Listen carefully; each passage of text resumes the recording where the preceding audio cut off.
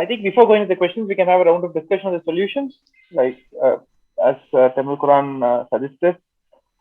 Um, so Temelkuran, in your book, you've mentioned 7 steps. I think last week you made a tweet saying Denmark is in step one, if I remember. I'm not sure. I think it was for Denmark. So, which step do you think India is, and how do you think we can undo? Um, as I said, I mean, like you would know this better than me, so I wouldn't even comment on that, being so, semi-ignorant about Indian politics. But commenting on, I want to comment on Manoj, what he said right now.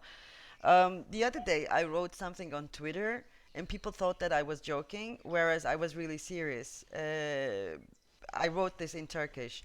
I said, half of the population, or even more, might have forgotten that we are still living in a system where you can change the governments by voting.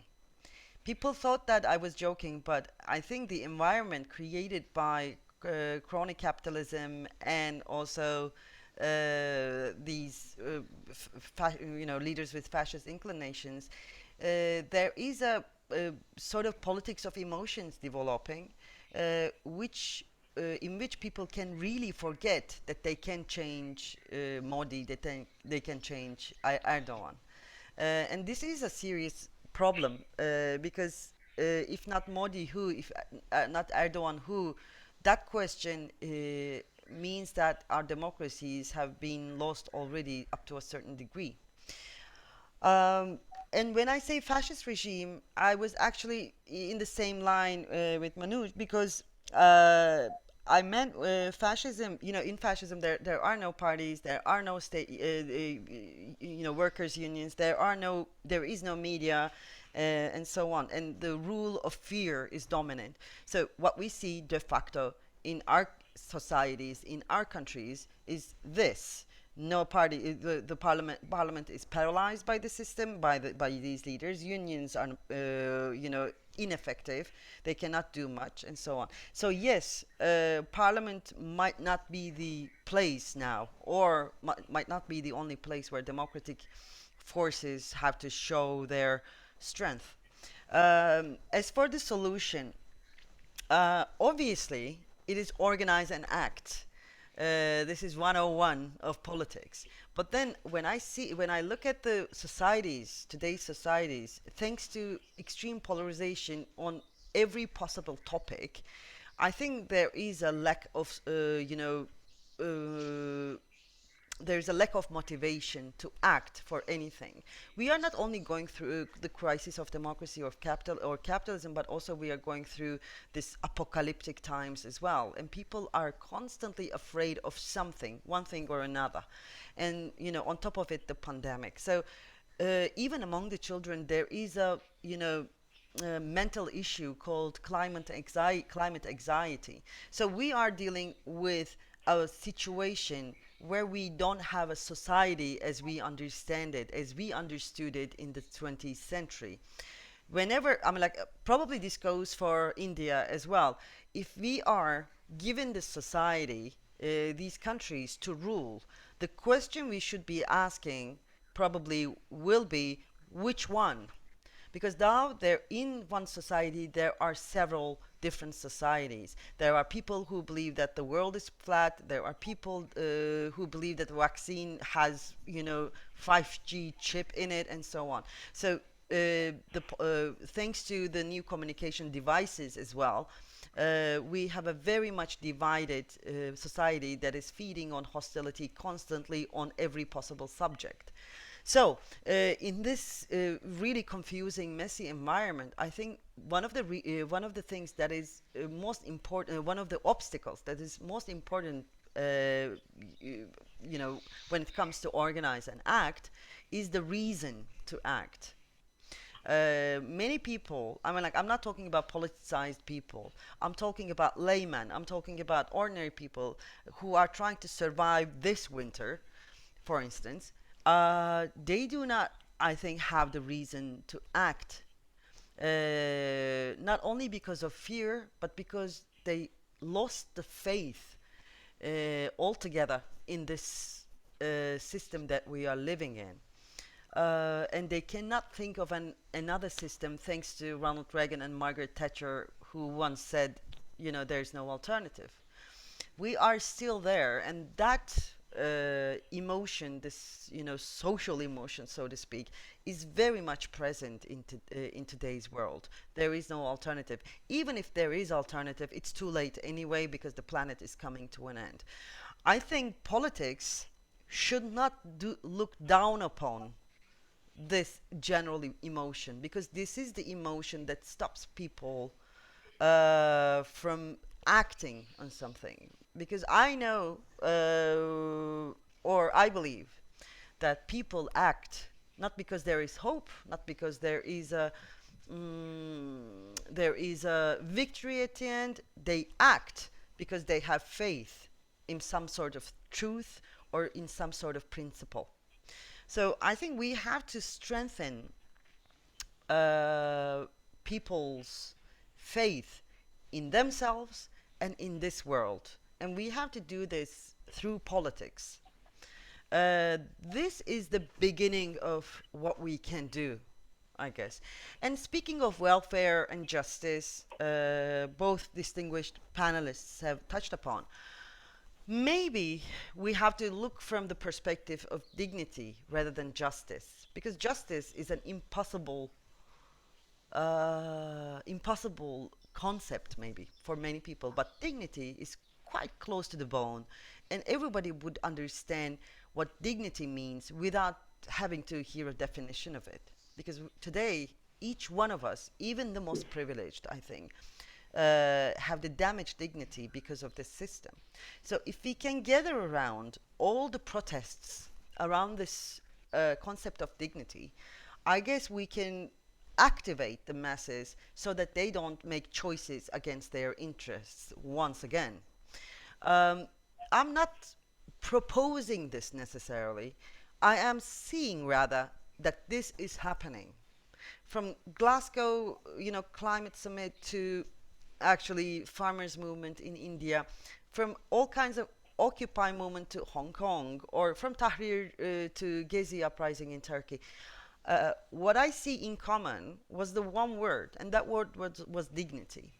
And when I say dignity, it doesn't only include the political protests, but real political protests, but also the wholeness of life.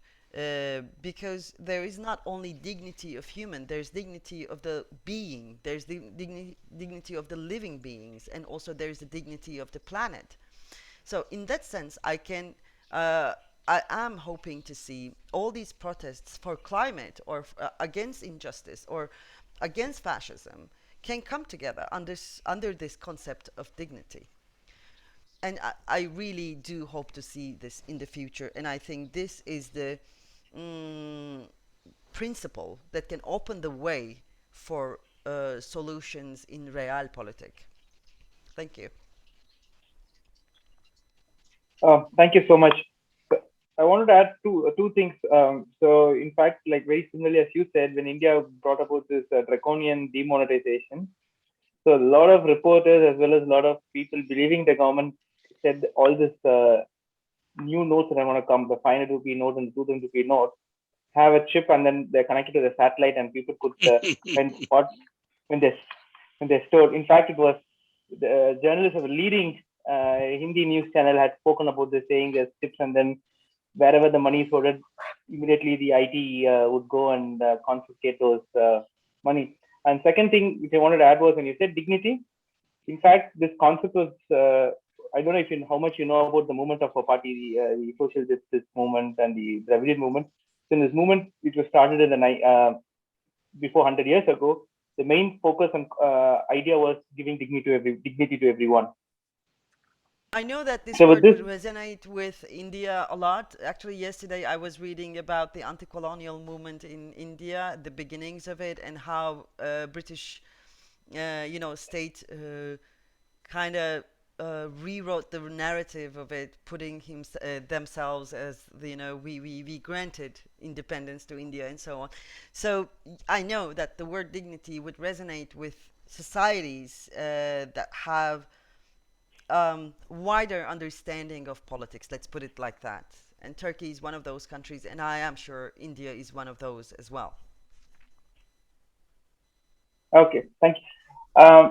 Professor Manoj Kumar, you said you wanted to leave. How many more minutes do you have?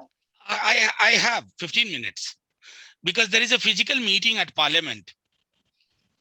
Okay, just for your message now. So then probably can you just quickly go ahead and comment I on would XML? first listen to Honorable Minister. It will take me 20 minutes, 25 minutes from here to Parliament, so I can manage. Let's listen to Thiaga ji first. It was most enlightening to listen to both of you, and I think both in terms of how bleak the future could possibly be, but also how optimism can still remain alive. I must say that we live in a bit of a bubble as far as India is concerned, because we live in a state where in 2019 the approval rating of the Prime Minister was under 10%. It was something like 7 or 8%. So clearly, there is some kind of vaccine. And I have many of my old business school classmates also are from Turkey. Some of them were doing very well in the early days of the Erdogan regime. Many of them have relocated to London and other places now as well. So, this is not about where in the economic development cycle you are. I think it has something to do with scale a bit. I often say that we have roughly the same population. The state of Tamil Nadu and the country of Turkey have roughly the same population. So up to about 60, 70, 80 million people, maybe there's enough homogeneity and there's enough of a common language you can do this. One of the great bulwarks against the kind of authoritarianism is Delhi is because we're such a diverse country. And people take pride in their language, and people take pride in their unique culture and sub-ethnicity and so forth. So I think what was fascinating when you said about all this is, as Dharani was starting to say, but I can add personally because my family has been involved in this movement for 4 generations, over 100 years, is that the core concept of the Dravidian movement was about self-respect. It started with that. It says, because we want to break the caste system, because we don't agree that there is a superior human being and then second tier and third tier and fourth tier, and then somebody is all the way down to untouchable. Because we want to break that, the Justice Party did it kind of gently, and then Periyar did it very aggressively. And at different points in the cycle, different kinds of speeds were needed. But if you start with the notion of self-respect, you say you don't need anybody else to give you status. You are who you are because you're born. And that, in some sense goes back all the way to the early Sangam literature, which says things like Yadam Ure, Yavaram Kele. Every place is my place. All people are my people, my relatives and family. So you go through that, and maybe it's the resilience of a culture that's been for 2,000-3,000 years practicing the same kind of values. But in the last 100 years or so, the whole notion of politics in Tamil Nadu has started with self-respect, self-determination, self-governance, autonomy, federalism. It starts from that core identity. And so if that is the basis, I think, not only can we explain why we stay relatively independent of the machine in southern India and in the more developed parts of the country, we can also see that this machine is not invincible, right? In state elections, I mean, in Bihar, for example, but for the rigging of the polls and the kind of subterfuge with the counts and so forth, the election was probably lost, by the ruling regime.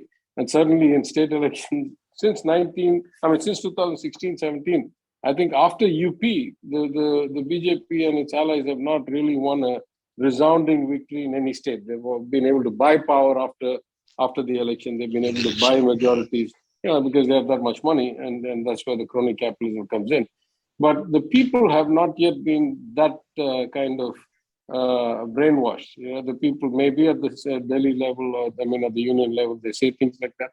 But if there's no wake-up call that comes from a pandemic where you see bodies floating down rivers and piled up on the sides of roads, then surely it's harder to imagine anything else that would be a wake-up call. But I think I love this concept of going back to the notion of dignity, because when I, for example, wrote the 100-year, the centenary anniversary speech for the Justice Party, I said maybe we redefine self-respect as the right to a life of dignity. Because at some level we've broken the caste system a bit, and it's not gone, but it's improved a lot, at least in Tamil Nadu over the last 100 years. And a right to a life of dignity, which means that you can live as a kind of, without having to debase yourself for the sake of just enjoying a basic lifestyle, and that you are treated equally and with the kind of consideration that all human beings should give each other, which really ought to be the core of Hinduism for that matter, except for the Hindutva kind of fanatics. So, this is the seed possibly that explains A, why the BJP has not been able to, or rather the Modi machine has not been able to subsume all the other narratives in the country just yet. And B, the building block of how do we get out of this? Because we have live examples. We can see places where it just doesn't take. Now, some of that is a language barrier, right? It's very hard to mesmerize people in a language they don't understand. But some of that is also a core value system that has been so ingrained in our identities, in our ideas of ourselves, that we simply will not let all these other things extraneously sway us. So I thought that was fascinating as the basis for the beginning of the end of this kind of authoritarianism.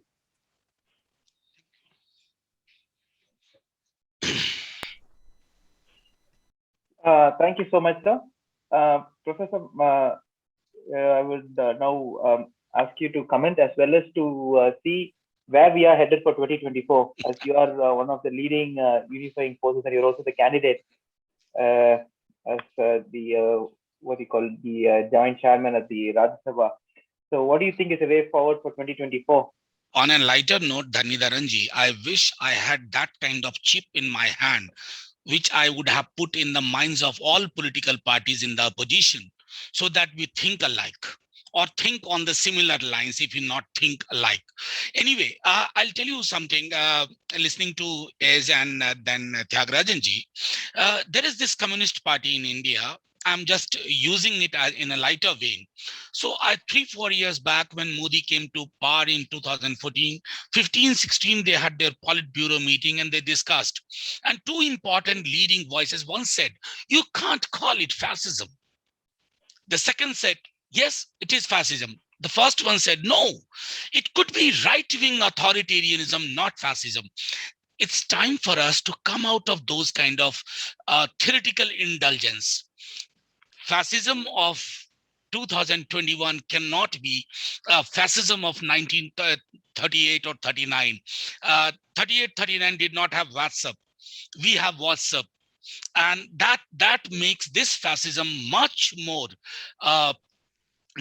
pervasive, and that's why our tasks are also a little difficult. I share the optimism of Thiagarajanji that BJP has not been able to win any election convincingly post 2017 in Uttar Pradesh. I also say that Bihar, they almost lost, but then when there is a very tight contest, fascist parties also have a very natural kind of ally in the bureaucracy. And we lost not to the people of Bihar, but to the bureaucracy, which is very, very deep rooted in these kind of structure. What worries me, first I'll tell you that. What worries me that in last couple of years, what I've seen at a national, and I must thank Tyagarajanji and entire DMK leadership. We used to use central government. You gave us an idea that it shouldn't be called a central government. It should be called with a name union government, not central government. And I think these kind of changes in vocabulary, this is badly needed. Thanks again to Tamil Nadu for showing us the way. Now, winning election and delivering in governance, what this regime has done, they have made expertise at least at the level of Delhi, the Lok Sabha elections, they win election. But when it comes to measure their performance on the criteria, metrics of governance, they have miserably failed. I won't only talk about COVID. Now, still, why do they continue? They continue because of this not unholy, a very holy nexus between crony capitalism and their ideas of their tenets of fascism. So what option do we have? I think in probably 7 number point in her previous book, she said, no, 5, design your own citizen. I'll borrow it from there. I think we need to have a massive citizen education. And there I look forward to groups like Dravidian Professional Forum and many groups on similar lines. We might differ politically. We are different political party. Some days if I could send you a good book about India, like for instance, in India, every 10 kilometers you have a new language or a new spoken language. So it's in that kind of complex system. If this fascist tendency, totalitarian tendency has to be challenged, it has to be a massive citizens education program. And there the parties in the opposition, they have not done well. Second, many parties in the opposition are of the feeling that when it comes to getting obliterated, our number will come little later. Now is the turn of this political party. I think fascism does not spare anyone, not even their own ones, as the reports on Pegasus has shown. And I would end it again by saying that probably if we hold hands together and make sure that we come with an alternative program, let's take away elections from a neoliberal idea of if not Modi, who? Let's take the issue to, if not Modi's kind of politics, then what kind of politics? And there, the alternative politics should talk about radical programs, whether in terms of, say, a kind of economic model which is more inclusive, a kind of social model where you don't sell fear to majority. I mean, this is a typical case in India. Majority is being told 24/7 that aapko khatra hai, you are under intimidation, you shall be finished. I think it has to be a wholesome battle, political battle, economic battle in terms of alternative, and most importantly, a cultural battle. Because fascism is also about culture. So unless you break that chain, we may not be successful. Electorally, we might win more states, but this battle has to be fought in the realm of ideas and ideology. Thank you very much, Dravidian Professional Forum. Thank you, Tyagarajan ji. Thank you, Dharnidharan. And again, it was a wonderful occasion being part of such a great panel. Thank you. Jai Hind. Thank Thank you, sir. Thank you for your participation. I think this is your second meeting, so hope to have you more often. Thank you. you. Can I just say something as the Honorable MP leaves? I think this is exactly the lines that we are thinking about, and there's a convergence here, right? What I said to the Chief Minister after we won this election, we came to power, I said the governance ahead of us was so bad and was just propped up by Modi for his own benefits, that being better than them and being able to win another general election in 2024, like we won in 2019 with a 23 or 24% margin, wipeout, right? Complete wipeout, is not the hard part. I mean, and I said this actually in 19. In 19, I told him, I'm not worried about winning 21, I'm worried about governing after we come, because they've cleaned the coffers and poisoned the well. There are very few good officers and bureaucrats left. In 21, I say the same thing of 24. I said, I'm not worried about winning the 40 seats in Tamil Nadu and Pondicherry. Our job is to show an alternate model, show the model of a government and the governance structure and outcome that we can say, why should you settle for not having food, not having jobs, not having medical treatment, and yet have the jingoism and this kind of false pride of Hindutva or othering or hatred of Islam or whatever. You don't have to settle for that. There are actually governments that can deliver for you then there is such a thing as retain your self-respect, retain your dignity, participate in the process, and get good jobs for your children, and get more food, and get better houses, etc. Now, we have to be very clear, right? Somewhere in this fascist model, one thing that was not clear to me over time has become clear.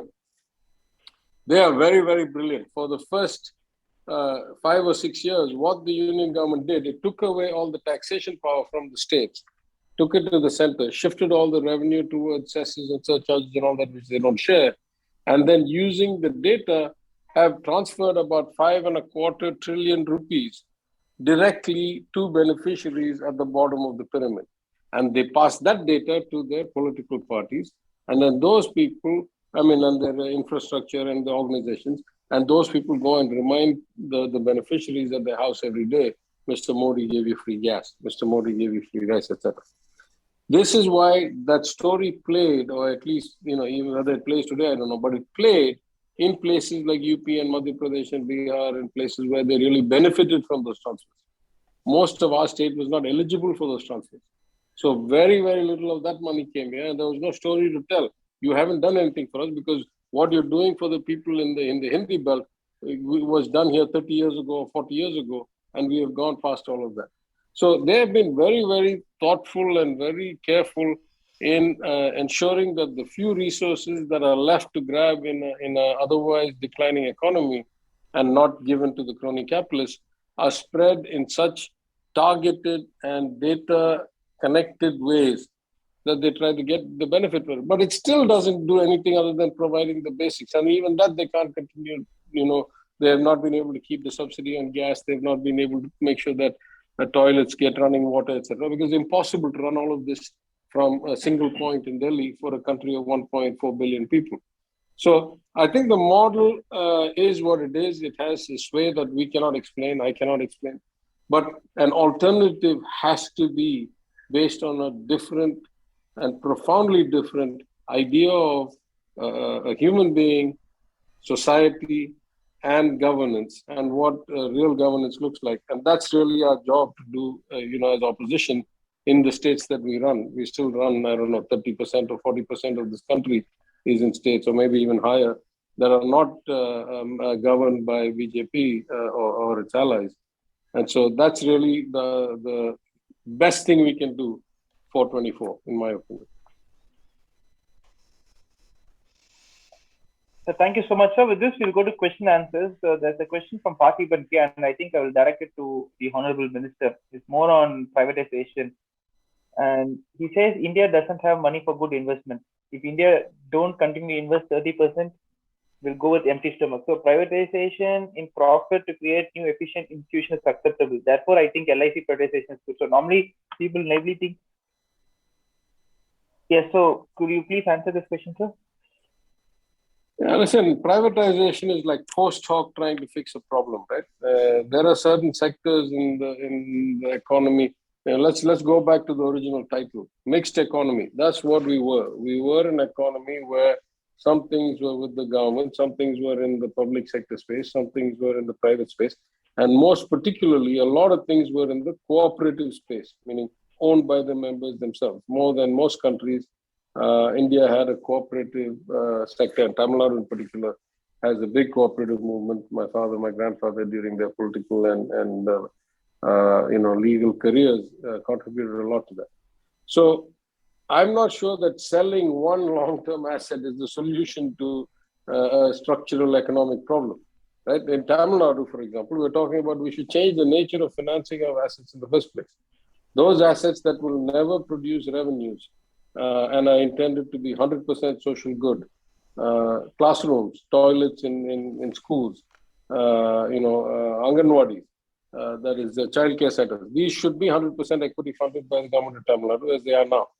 But were I to build ports and bridges and airports, why do I give the land and the government builds it, then they privatize it at a distressed sale price? Why don't I start with the private-public partnership for a build, operate, transfer, or the hybrid model they now have for highways? So the long-term solution is not based on privatizing or not privatizing one asset. And my concerns about privatizing, I've stated very clearly, 2 or 3. There are not enough normal buyers in the market. You have skewed the game. There are only crony capitalists left to buy. You have dropped the valuation of all these assets much below where they were in 2014. Consciously or subconsciously, they've been run into the ground. Number three, nobody announces a pipeline of 15 trillion or 50 trillion and then starts to sell 50 billion at a time. It's the opposite of what anybody's supposed to. Ironically, the world is awash with liquidity, right? Every central bank has been printing. I mean, I'm saying from my days as a banker, there's probably between 2008 and now, there's probably $4 trillion of excess liquidity compared to what 2000. I'm saying adjusted for the scale of the world economy and GDP and all that. There's probably $4 trillion of excess liquidity sloshing around the world. And what the advanced countries discovered is that when there's that kind of money, you can't control. You can print it, but you can't control where it goes.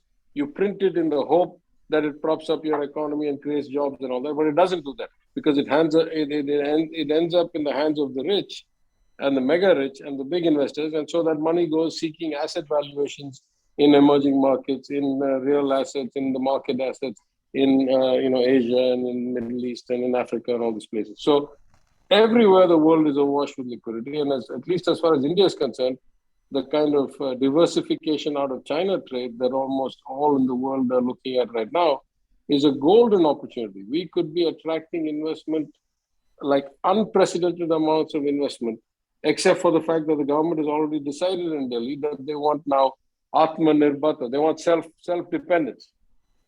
Can you imagine? In this day and age, we're the biggest importer. We can't run our economy without importing oil. They want self-dependence. And that is another feed to the crony capitalists because they can't compete at a global scale. Right? It's very hard for them who compete based on what do you say? I had a friend of mine, or rather a fellow bank employee at my previous bank, and he says, if you look at the countries of the world and look at people who have made it very big in a very small time, the billionaires who have come within a generation, just go and classify them into sectors. How many of them made it in software? How many of them made it in internet? How many of them made it in energy? How many of them made it in petrochemicals and oil refining? How many of them communications? And then you see which of these sectors that are heavily regulated. And the overlap between heavy regulation and get rich fast tells you that you're living in a kind of crony capitalist economy. And in other places, it will be in highly competitive sectors, where the Apples and the Googles of the world make money. So on that basis, you had already said India was, and this I'm saying is like 2014, 15, was already high on the scale of crony capitalism, and it's just like blown through the charts now. So the system is designed to not benefit from the global capital, and selling assets at this day within the internal ecosystem of the crony capitalists, I'm not sure is the smartest way to raise money. In fact, I'd say it's a particularly bad way to raise money. Thank you so much, sir. I will now allow Mr. Pugul Gandhi, my colleague in DPS, to speak. I have a question and comment to both the panelists, particularly in the Indian context to our Honorable Finance Minister, Dr. P.T.R. Thiagarajan. Of course, this is one of the best books anyone can have read in their lifetime. It very clearly crystallizes the 7 steps how to lose a country. Anyone who reads will undoubtedly think that the author is talking about their own country. It has got such a universal application. But here the thing is, the 7 steps which is mentioned in this particular book, that is step 1, create a movement. Step 2, disrupt rational, terrorize language. Step 3, remove the shame. Step 4, dismantle judicial and political mechanisms. Step 5, design your own citizen. Step 6, let them laugh at the horror. Step 7, build your own country. Honorable Finance Minister may agree with me that we have, in India, we are in step 5, in fact. Step 4 has been completed, dismantle judicial and political mechanisms. We are in step 5, where the ruling dispensation is trying to create its own citizens. Since India is too large and complex, maybe 20% they have succeeded. 20% of the population has been converted into their own citizens. Now they have to go to, and these 20% will apply to step 6 also. That is, they will laugh at the horror. And the last one is build your own country. They are waiting at the gates of Troy to get inside. But here the question is, when we say 20% of the citizens have been designed to be their citizens, though it appears to be too less, any election is determined by roughly 30 or 32% of the votes. In such a case, 20 or 25% is large number.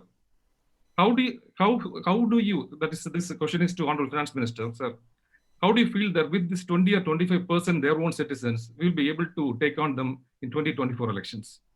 Because as rightly told by the author is Temelkuran, it is not that rulers or the governments can be removed by votes. People think like that.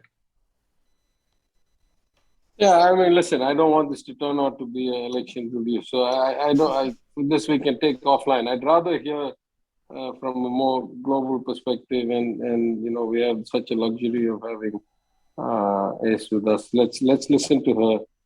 These, I think, you know, listen, I'll just say one thing. In my optimistic moments, I think to myself, surely everything comes to an end sometime. Even, you know, even the fascists didn't last forever. And so it's only a question of time. In my pessimistic moments, I think, well, the people get the government they deserve. You know, who am I to say I know better than them? And so, you know, I swing back and forth. But that's for another day. Why don't we have a different question or a different perspective from Ace?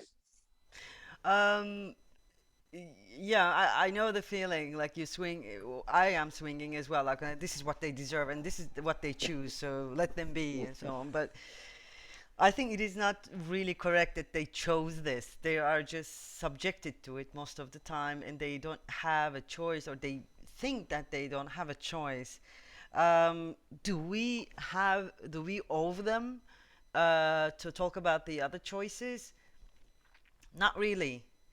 But I came to terms with the fact that I cannot be otherwise. That's why I'm doing this.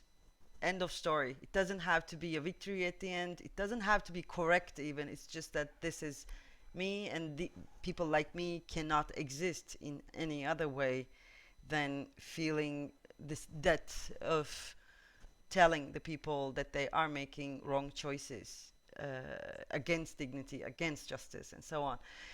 I will have to leave in 5 minutes, so very, very quickly.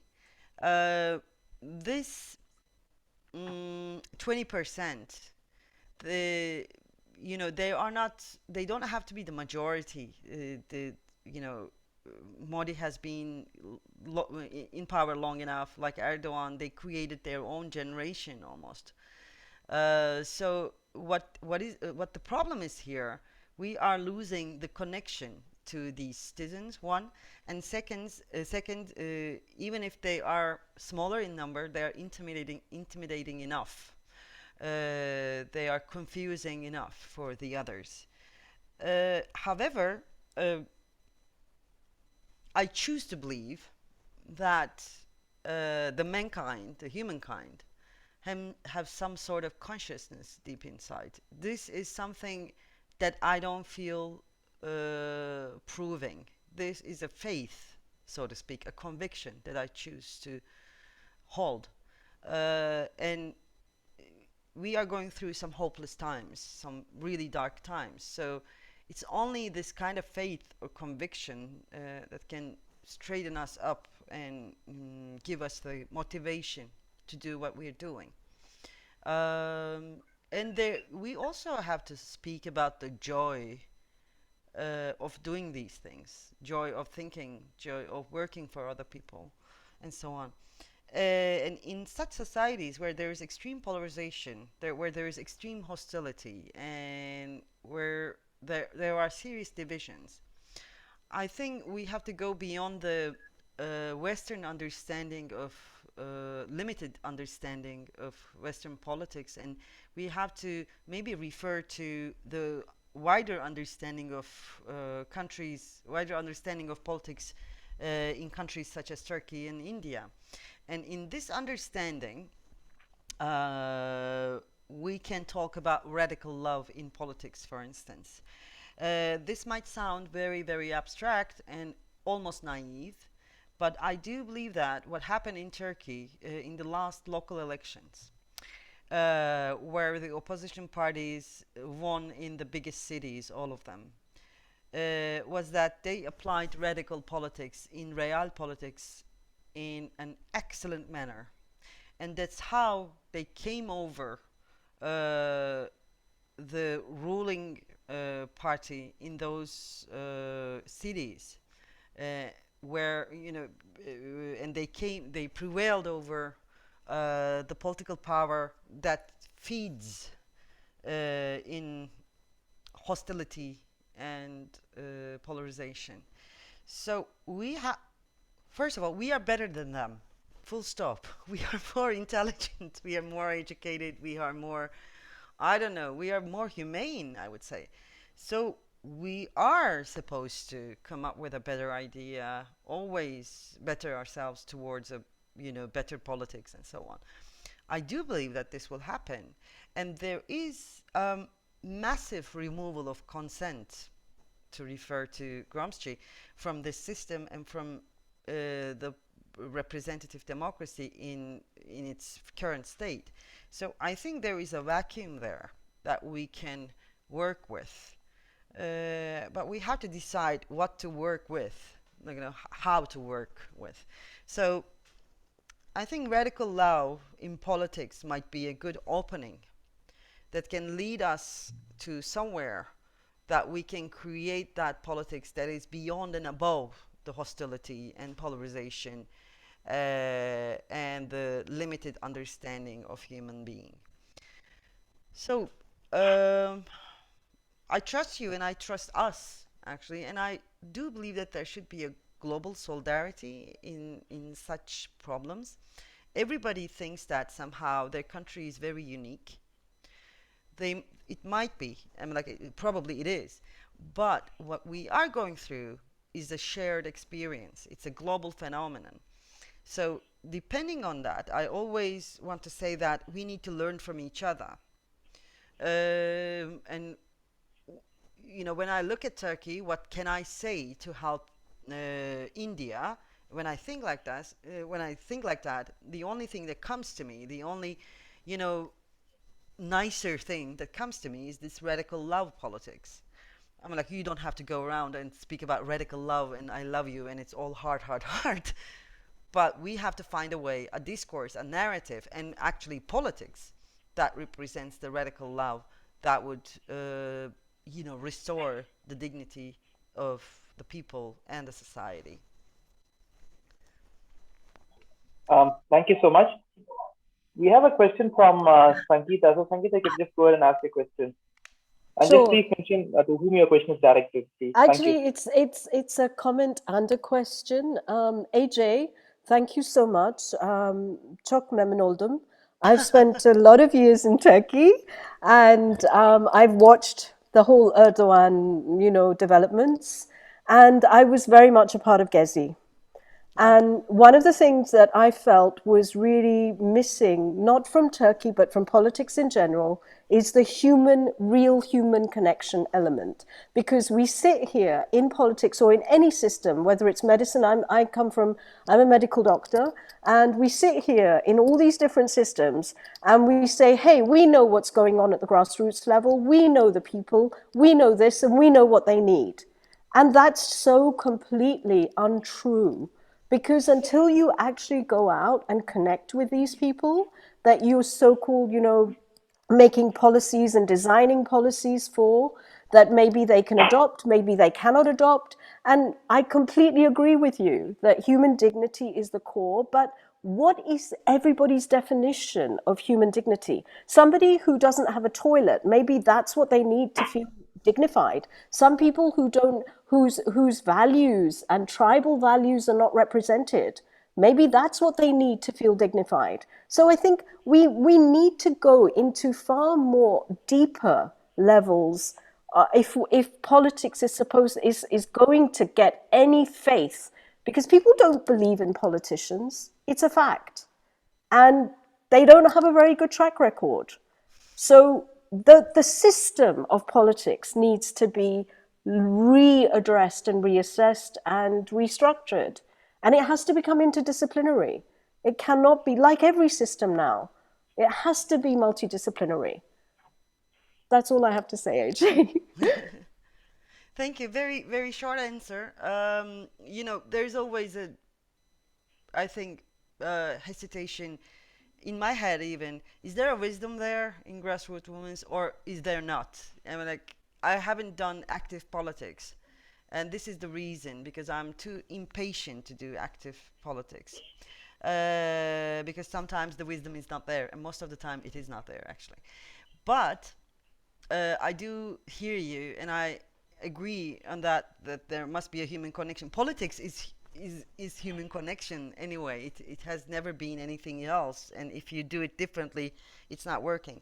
But referring to, coming using your question as a jumping board, maybe I should tell that we have to learn, and Mr. Finance Minister would, I don't know what he thinks, we have to learn from them, because as he said, they're quite intelligent on certain level, sneaky and mischievous and so on. But what they do excellently, these leaders with fascist inclinations, is they are managing the politics of emotions on a perfect level. And they do this by connecting with people one way or another. So what is our politics of emotions then? Because we are living in a world where facts do not convince people, where we cannot agree on the definition of dignity, which seems which sounds very easy, but not easy, as you said, Sangeeta. So yeah, where we cannot do these things, where we cannot convince people with facts and so on, we have to do some sort of politics of emotions. Of course, I'm not talking about manipulating the masses through politics of emotions as these fascist leaders do, but a different sort of politics of emotions. That's why I wrote together, which I would love to hear from you, Sangeeta. I mean, like, after you read it, what you think, because we need that politics of emotions. We kind of look down upon that, but we have to deal with it. This is one of the challenges of 21st century, because now politics are run by emotions, unfortunately. Thank you so much. I think, let me also just add that, there's no politician who doesn't understand that power comes from the people. Well, maybe if you're that far removed in Delhi and you serve at the pleasure of the king. But if you've ever been elected, you understand the power comes from the people. And, a guy like me, that was my original kind of model. I refused to pay for votes. Either I build enough of a connection with the people that they want me, and if not, I got better things to do with my life. I came to do a duty, and otherwise. So the first time I didn't pay for votes, and I won by 6,000 votes or 5,600 votes, and my opponent, paid, and I didn't pay. And then I had 5 years to serve. And I learned one thing from the right wing and from the super sophisticated fascists: you communicate all the time. If you don't communicate, you leave a black hole that others come and fill. You leave a void. So I committed, for example, that every 6 months I publish a report and have it delivered to every voter in every house. What have I done for you the last 6 months? What has worked? What has not worked? What else was I doing while I was in Chennai as a public accounts committee member? How has that benefited you? So forth. Well, 5 years later, I won by 34,000 something votes, again without paying 1 rupee, like 23% margin of the vote share. So everything comes from the people. We learn from the people, we communicate with them. It starts with empathy. People are smart enough to understand most of the time. Of course, you can have a Rasputin type who can mesmerize the masses. But door to door, street to street, house to house, they can understand who you are and whether you really care about them or you're just here as a means to an end. And they vote based on that. And you understand the quality of their life and their needs and so forth, and you go from there. But I think it's something that we have to learn as a system to do. It's not about one person, it's not about one party.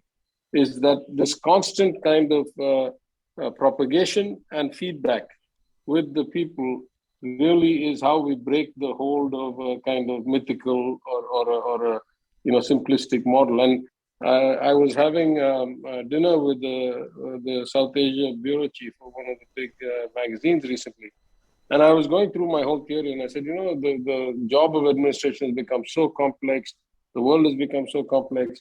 And so most governments are not competent. The correlation between being a good politician and being a good administrator, very, very low. The skill set required to do either has very little overlap. And therefore, we find that the default outcome for governments is failure. And if failure is going to be the outcome, then you may as well resort to jingoism, to rabble rousing, to othering, to everything else. And he said something which I had not really thought about, because I guess, I've had a relatively easy life.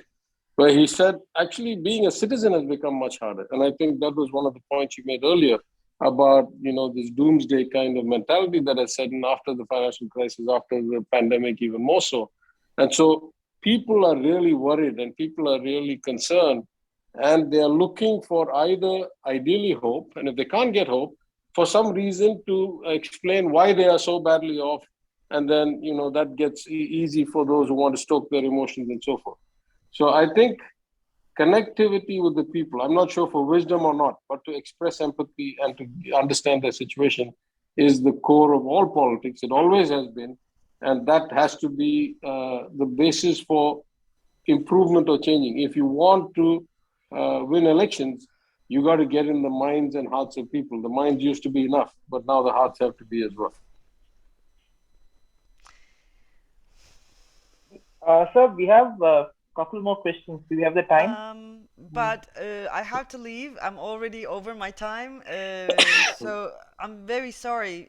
I thought this would be 1 hour, but we are now 1.5. So I cannot thank you enough for this panel. Mr. President, I am enchanted knowing you, really.